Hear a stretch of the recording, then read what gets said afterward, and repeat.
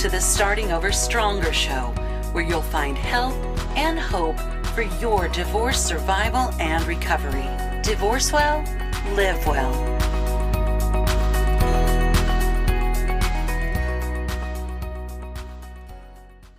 I would say that at the end of the day, therapy or counseling or even medication management is a form of self-care. And acknowledging and truly believing that you're worth that investment is healing in and of itself. Hey guys, welcome back to the Starting Over Stronger Divorce Survival and Recovery Show. Today we are going to talk about seeking therapy during your divorce. Should you, shouldn't you, for your kids, what looks good to the judge and what may not fare well in your favor, how to handle this delicate issue with confidence. And there's, of course, a lot to this topic. And I'm thrilled to be joined today by Missouri family law attorney Erin Fox. Erin and I first met in 2019, and she quickly spoke of how in her practice she has come to see this as an area of concern that many people are meeting with trepidation. So we decided to explore it today. Erin, welcome to the show. Thanks for being here. Thank you so much for having me, Annie. Yeah. Tell us a little bit about yourself. Yeah, so I've been practicing law since 2012, and I've been practicing family law since 2017. I'm happy to be here to talk about an issue I feel pretty passionately about. Well, very good. I'm glad that you do, and I appreciate you being here to explore this. Therapy is often a very critical part of our healing. I know it was for me, both before, during, and after divorce. And I hate that there are still people who feel stigmatized or even too prideful to seek it out. But I especially dislike that there are people who know they or their kids would benefit from therapy, and yet they feel too fearful of the effect that it could have on their divorce outcome. But before we dive in here, I do like to ask my guests to start by telling their own story of divorce if they have one, as long or as short as you wish, just to give the listeners a glimpse of how you might relate to where they are right now on a personal level. And I don't remember if we talked about this, so I don't know if you've been divorced, and if not, that's great. Maybe then talk about how another divorce has affected your life, a parent or a friend. Anyway, whatever it is that maybe led you to become a divorce attorney. Sure. Well, I had a very picturesque childhood. I am happily married. I've never been divorced. Very good. I think that this issue affected my family. I think that my family was one where the stigma was definitely present, not only around seeking mental health treatment, but also getting divorced. I mean, I remember learning at a pretty late age that one of my uncles had been divorced, and it was like, how did I not know this? Why didn't anyone talk about it? And it was stigma. So additionally, as I was practicing law, before I started practicing family law, my clients' divorces would be impacting every other facet of their life, including the case I was helping them on. And their divorces would draw out for so long. And I'm like, does it have to be this painful? And, so I think that's part of what led me to a family law practice. Okay. Well, that's good. I appreciate you sharing that side of yourself with us. I know it means a lot to me and our listeners. And I just want to start off by asking what it is about this topic that's heavy on your heart and mind. And you've kind of alluded to that already. And I know that when we first spoke about the possibility of you coming on the show, this was your topic of choice. So I know there has to be reasons for that. Would you sum up for us why you feel this is important for us to talk about? Yes, absolutely. Part of my bias is probably that my undergrad is psychology. So this was always kind of something educationally and academically that I've been interested in. But as I began practicing family law, my clients, I encourage most of my clients to seek counseling just because this is a stupid, stressful thing to go through. And their response 9 times out of 10 would be, well, will the judge think I'm crazy if they find out I'm in counseling? Yeah. And so that just really bothered me. So I'm kind of here to get on my soapbox and say, the risk of a judge judging solely the fact that you're seeking counseling would be way outweighed by your behavior that comes as a failure to seek counseling. So good point. Yeah. That's my take home today, if you don't remember anything else I say. Okay. Well, that's good. And when we started talking today, one of the things that I posed was the question of should you or shouldn't you get therapy during your divorce, and you've kind of answered that. I mean, the reality is that if you need it, you need it, and there are going to be consequences one way or the other. So it's certainly best to have those consequences be as a result of your intentional efforts to make things better for you or your kids, and that I don't think will go outside of the judge's awareness. I think that's, in most cases going to be a good thing for you. Right. Absolutely. And in a divorce, especially if it's going to last a year or something, when you suffer a death in your family and you seek counseling to deal with that, no one really says much. But even work stress, just being a mom when you're not going through a divorce can be a lot. So when you're going through a year, 2 year, 3 year divorce, why is that any different? And so I don't think good judges would not bat an eye at someone just seeking counseling. Yeah. To take care of yourself.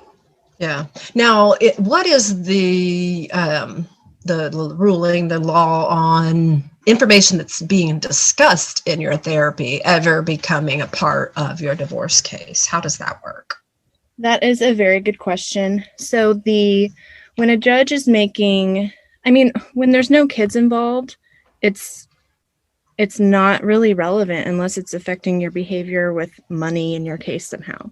But when the judge is making a custody determination or a determination about parenting time, they're going to look at the factors they have to consider in 452-375, which is the statute. One of the factors the court has to consider is the mental and physical health of all parties involved. So a client's very fair question is, well, doesn't that open the door to all my records being disclosed in the divorce? And the answer is probably not. The only time that would really be the fact that you have a diagnosis might be discoverable, but those notes with your counselor, your psychiatrist or psychologist are not relevant. They might get disclosed to a guardian ad litem. A guardian ad litem is an attorney appointed to represent the best interest of a child or children in a divorce or custody proceeding. And if they feel, and a guardian ad litem is only appointed when there's allegations of already occurring abuse and neglect. Okay. So there's already an issue if we're at this point. And not in every case will a guardian ad litem pursue this, but sometimes the guardian ad litem could ask a judge to give a court order for your counselor to disclose your notes. That doesn't mean the judge will see them. It means the guardian ad litem's doing their investigation. So it is something to be cognizant of. But 9 times out of 10, my opinion is that the benefits of the counseling itself the dividends of that will be seen in your behavior and outweigh any risk of this. Yeah, absolutely. And, that's just one of the thoughts that might be behind the kind of questions of should I or shouldn't I? Right. Can you think of any others that, what are some of the reasons why people are hesitant to get into therapy?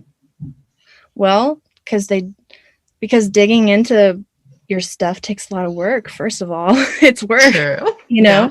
And I'm not saying that everyone should go to counseling. I'm not saying that you should do it just to say that you did to look good.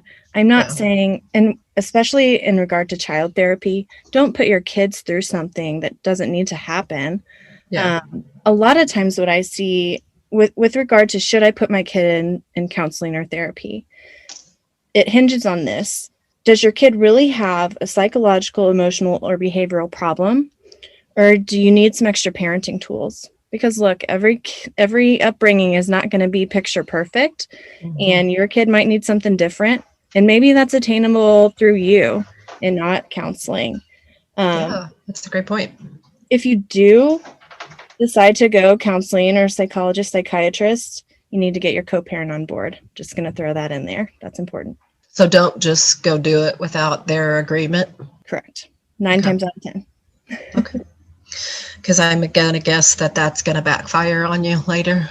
Yeah. I mean, a lot of, the court is we're talking about legal custody, we're talking about physical custody. And legal custody is the ability to make decisions for your children together despite being divorced and in separate households. Mm-hmm. And if you demonstrate that you're unable to do that by, acting like the other parent's not there, taking too much control of the situation, kind of taking the reins without asking anybody, then you expose yourself to looking like you can't co-parent. That's an excellent point. I hadn't never thought of that, but it's very wise to think of it that way and to know that could be the outcome of that.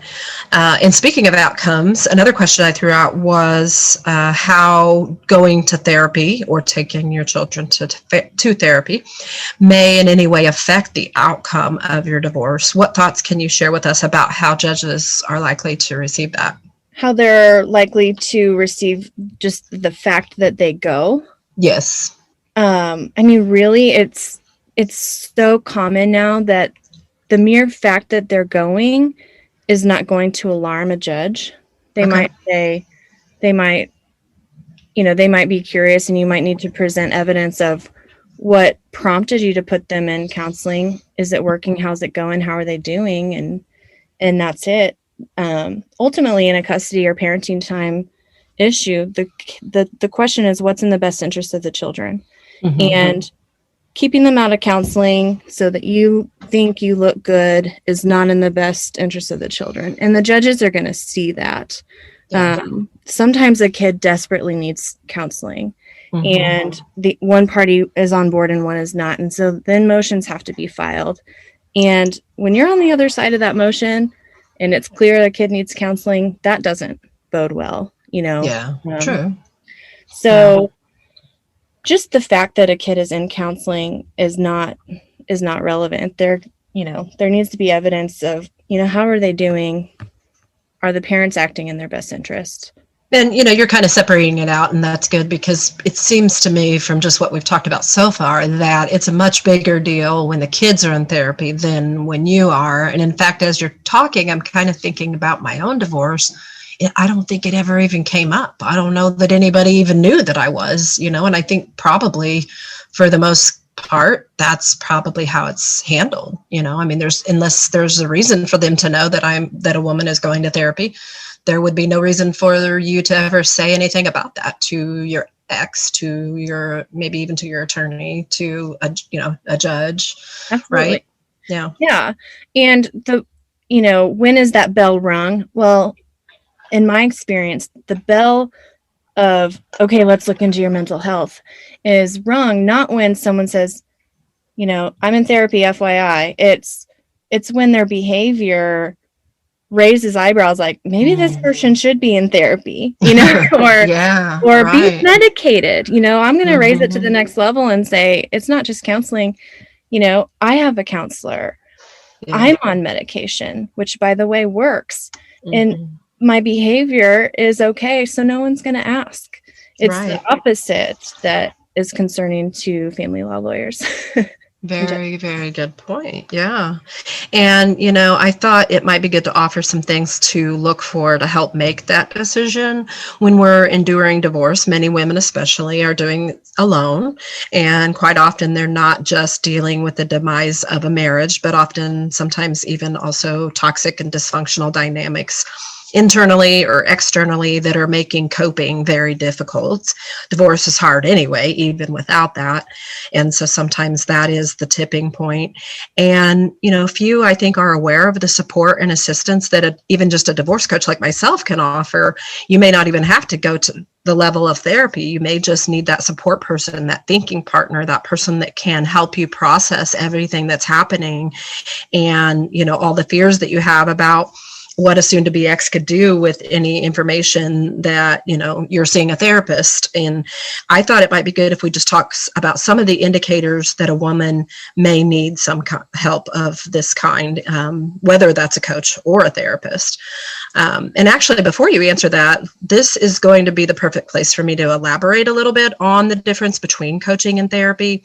And I have received both, and I am a coach, so I can't say that I have given in therapy, but I've been on both sides of this issue. And I like to think of it in terms of a road trip, because life is like that, right? When you're on the road trip of life, there are going to be flat tires and construction zones and overheating engines. And sometimes you're going to need to consult a map. And as a CDC certified divorce coach, when you find yourself on a detour during your divorce, my role in that road trip is that of the tour guide, that when you consult that map, you have a lot of decisions to make. And many women benefit from having that tour guide who's been on this road trip to help them decide where they want to go, mapping out a route to get there.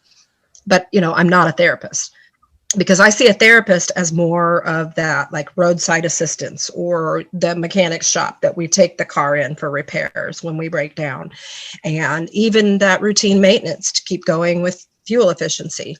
Therapy is a path that I could have taken. I almost did, in fact, before I came to the awareness of the difference. And my passion really lies in action and in forward motion and forward thinking and concepts of, what do I want my life to look like? Whereas therapy, I think, is very important. It's been pivotal in my life. I have a therapist, and I have had one for many years and probably always will. I may sometimes go months in between visits, but then there are times that I need to go weekly for a while to address an issue. And that's life as a recovering codependent, overthinker, PTSD survivor. There's absolutely zero shame in that for me. And actually, I feel pity for those who feel that it's shameful or embarrassing, or who would use that choice against someone who's brave enough to do the work that it takes to heal their mind from the inevitable hurts of life. And that, I think, is the role of the therapist, to dive into the past, to understand and perhaps even diagnose and help us to discover how we got where we are. And then the coach comes along, sometimes simultaneously, to be that sounding board and thinking partner to get someone where they want to be during and after their divorce. But back to my question, what are some of the indications you have seen pretty regularly that a woman or her children may be better served getting into therapy during their divorce process? Sure. Well, thank you for your openness and vulnerability. I think that's important in removing the stigma around mental illness and seeking therapy. Mm-hmm. And I think your metaphor with the roadmap and maintenance on your car, I think that's absolutely correct. I think the main difference between do you need a coach or do you need a therapist is how are you functioning? How are you doing basic functions? Yeah. So some of those indicators of maybe I need to see someone are things like, are you doing cognitive distortions? Like if something kind of derails your day, do you go to, this always happens to me, this is the worst, or are you magnifying the problem? This is the worst thing that could have happened today. It's probably really not. You have to listen to your own thoughts and how are you speaking to yourself? Are you putting yourself down? Are you treating yourself worse than you would treat other people? Maybe you sent a rambling text to someone, most relevantly your ex, that, after you've had a few hours to marinate, man, I wish I hadn't sent that. Those are the things that I would look at. And as far as children go, I am not a mental health expert by any stretch, but I'm trying to apply it to my own life. Like if I felt like as a parent, I didn't have the tools, and I looked for tools and researched it and still felt like I was getting dead ends and my kid is shutting down or there's other concerning behaviors, that's when I would talk about counseling. If your kids are school age, talk to their teachers. Are you guys observing this behavior? Talk to their school counselors. Have them go to the school counselor first, because that can be kind of a low risk bridge because they see that person around, kind of thing. So that's what I would say. Like, are your thoughts scaring yourself? Yeah. I've been there, and yes, I've had to answer yes to that question before. So that's the main thing for me. Yeah, right. And, carrying on the road trip analogy, it occurred to me as you were talking about some of those things. Those are like the lights on the dashboard. that let you know something's wrong, you know? I mean, obviously divorce routinely involves feelings like guilt, and fear, anxiety, anger, blame, shame, you know, depression. There's so many, I could go on forever. But the endless changes and challenges kind of sometimes just affect our ability to have perspective and to be able to see what's happening with some clarity. And that becomes dangerous then, because then we start making decisions about our divorce that are going to have ramifications that we can't deal with, you know, for the years to come. And so I think, you know, definitely whether it's therapy or coaching, either way, you definitely want to, you know, pay attention if you're seeing lights on the dashboard of your life that are saying you need to get something looked into, something needs addressed. And some of those things, you know, whether it's you or your kids, it could be all of the normal things that you feel during divorce: guilt, fear, anxiety, anger, depression, sadness, or it could just be those things like magnified on, you know, 10 times what they were prior to you being in this season of your life. It just really is when has life become unmanageable? Right. And then a divorce is taking a year or two. Yeah. I mean, fatigue regarding all of these things. Absolutely. Yeah. I mean, it really, truly, that's why I said what I said about, you know, I have a therapist and I still see her sometimes, because I have zero shame about the fact that sometimes life is super hard and I just need somebody to help my perspective, that can help me process this in a way that I know this is a person who has no skin in the game. They're not, you know, my boyfriend or my best friend or my, you know, parent or sibling or whatever, you know, you might lean to for advice. They are someone with expertise who works with this decision-making, life skills, you know, issue all the time. And they are going to have some good ideas, and just, they're going to have the right questions to ask me to make me think about it differently so that I can cope better. They went to school to do this. They probably have student loans that they took out for the privilege of doing this. Yeah, they're trained professionally. And look, support systems are great. Build it and work on that during your divorce. But, you know, when you're talking about your trial date, the statements you make to other people are not hearsay. They are admissible. So you better trust all these people and know that they could also get subpoenaed to say what you said. Absolutely. A therapist has a little armor about that. So I had to throw that in. Yeah, well, I appreciate that you did. And some of the things that you mentioned were cognitive distortions, speaking without thinking, those automatic negative thoughts. I call them ants. I didn't make that up. I think it was Dr. Daniel Amen that uses that that acronym. But those kinds of things are true for you and your kids. But sometimes kids, I guess, just manifest things differently. And so sometimes their dashboard lights look different than an adult, you know, like the example I always think of is when things were really bad in my marriage, my daughter had so many stomach aches. Oh, yeah. You know, when I look back at that now, I know what that was. But at the time, I couldn't figure out why her stomach hurt all the time, you know. But they might have difficulty, you know, concentrating in school. Their grades may have dropped. You may be seeing them acting out, being aggressive. You may find out from a kid or a parent or a school official that they're bullying. You know, there are all kinds of different ways that these needs psychologically come out in kids that they don't just come out and say, I'm feeling depressed or I have resentment or, you know, I'm angry, because they don't have the words or the ability to process that. They just it's hard enough for us to those things. Exactly. So, you know, there we could go on and on about, you know, the list of symptoms and, you know, what I'm calling dashboard lights. But if you have these things in your kids or in yourself, you probably already know exactly what we're talking about. It's something that's been nagging at you. But what are some cautions, Erin, that you feel might be important for someone to consider with regard to therapy being used against them during their divorce? Now, I know we've talked about, that really what's going to be used against them is their behavior. And that's true categorically across the board for anyone. Right. But anything else that we need to think about? I mean, not really. I'll just kind of restate that there are limited circumstances where a guardian ad litem could request your records and they would get them. That does not mean they're necessarily admissible in court.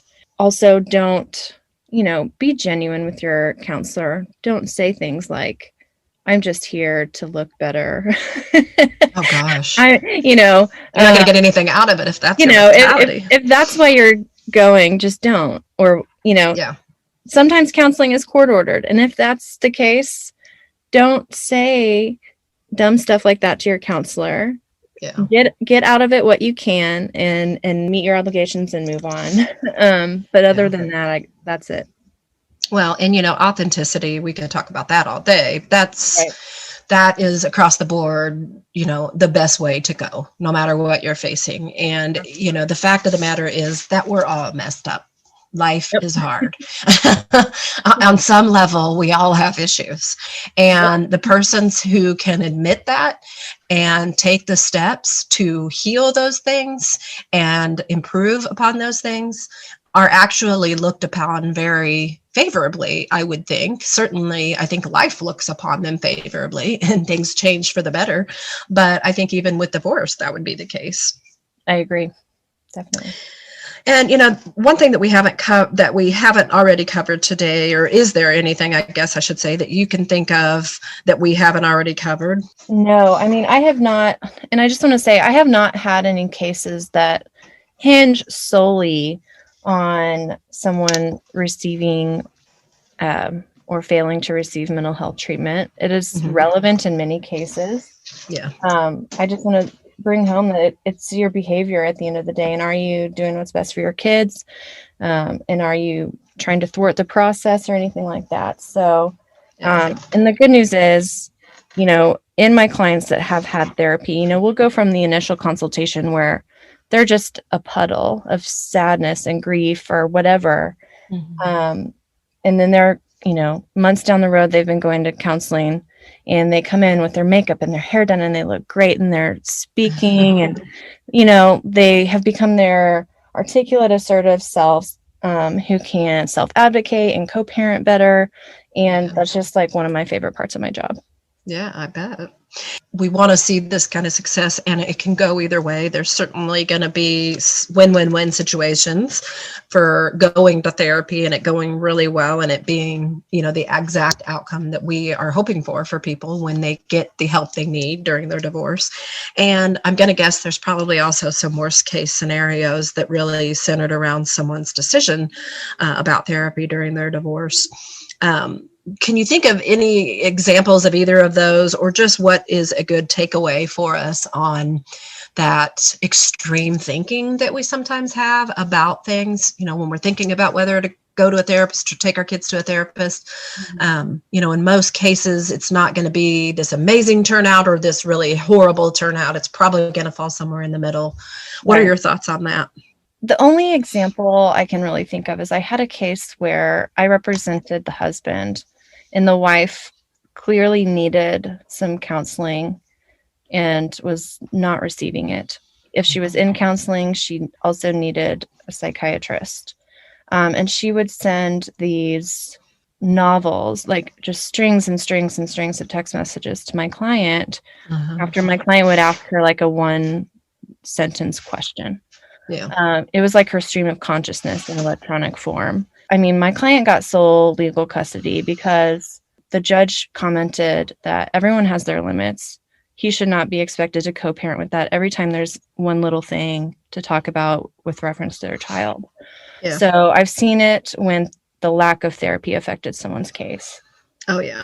And in fact, I thought of that earlier when we were talking and then we went a different direction with the conversation. But I work with a lot of women leaving toxic relationships, and I wish I could say that they always had great outcomes, but quite often, or too often, I guess I should say, they don't. And many times when they don't, it's not just because he is manipulative or controlling. It's also because of how she's conducting herself. She's so trapped in fear brain, fight or flight, that she's sending, 6-paragraph messages back. She's venting about everything to him, and quite obviously does not have the level of support that she needs. And usually when I come into the picture, it's like damage control, Absolutely. And what can we do now when already the guardian ad litem and the co-parenting counselor think that you're a bad parent, when I know for a fact that you're not. Right. But it's a hard situation because, they are their own worst enemy sometimes. For sure. And I think we need the goal really in talking about all of this is just to help the listeners to understand how to be wise when making decisions about this, and how to conduct themselves during the divorce, how to not expect the worst. And there's an old saying, if you expect the best, you very often get it. And I really try to focus people on that a lot, just helping them to reframe whatever it is that's happening today in your divorce in a positive way, either, what you can do to, continue to take your next best step, or how that thing that seems like a bad thing might actually be a good thing. Just really trying to reframe experiences. And I think that is an important part of probably your job too, right? Yeah, absolutely. Selling my clients on it is part of is part of my job. And, having a lot of what we've talked about today in my conversations with my clients, I would say that at the end of the day, therapy or counseling or even medication management is a form of self-care. And acknowledging and truly believing that you're worth that investment is healing in and of itself. Yeah. And at therapy, you'll learn how to deal with your ex in a divorce. Even after your divorce, there can be some very positive unintended consequences of going to counseling.